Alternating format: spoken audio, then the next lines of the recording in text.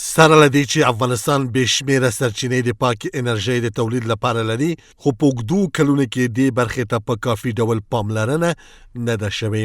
د اسلامي امارت د بیا واکمنېدو وروسته د افغانستان حکومت د اقتصاد محوره سیاست د حکومتدارۍ د لارې نقشه وبلله او د زیربنايي پروژو په جوړولو کار پیل کړ. اوس د انرژۍ او اوبو وزارت د جوزجان ولایت د درزاب ولسوالۍ څخه تر قوشتېپې ولسوالۍ پورې د برېښنا د سب سټېشنونو د لیږد او جوړولو قرارداد له یوه خصوصي شرکت سره د 1 میلیارډ او 800 زره افغانۍ په ارزښت لاسلیک کړ. د انرژۍ او اوبو وزارت مسؤلینو ویلي چې دا پروژه به په 3 کلونو کې بشپړه شي او زرګونه اوسېدونکي به د دې 2 ولسوالیو په سیمو کې له مستقیمې برېښنا څخه برخمن شي. عبدالرحمن رحماني د دې وزارت انرژي عمومي رئیس زیاتوي چې دا پروژه د 220 کیلو ولټ برېښنا لاین ده چې د پلو خراسان ولسوالۍ څخه پیل او د 15.4 کیلومتره په اوږدوالي کې د قوشتېپې ولسوالۍ له لارې درزاب ولسوالۍ ته رسیږي.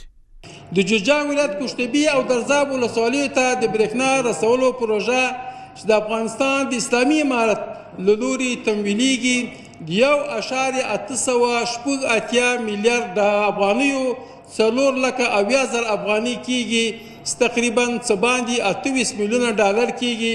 دا پروژه د افغانستان یو داخلي شرکت سټرکافس ته ورکړل شوې ده چې نن یې قرارداد لاسلیک کېږي.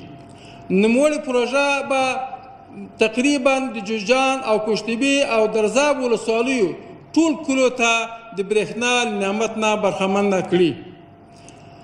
د 15.4 کیلومتره په اوږدوالي د شبرغان په خراسان څخه د قوشتېپې او درزاب تر ولسوالیو پورې د 220 کیلو ولټ برېښنا لیږدمزي غځول په قوشتېپې او درزاب ولسوالیو کې د 220 کیوي سب سټېشنونه او دواړو ولسوالیو کې توزیعي شبکو جوړونه د نوموړې پروژې مهمې برخې دي.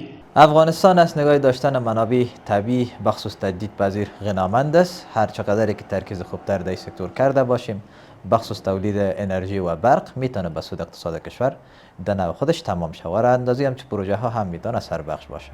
سره له دې چې اسلامي امارت د انرژۍ د زیربناو د جوړولو هڅې کوي، د هېواد په بېلابېلو ښارونو کې لا هم د برېښنا کمښت شته دی.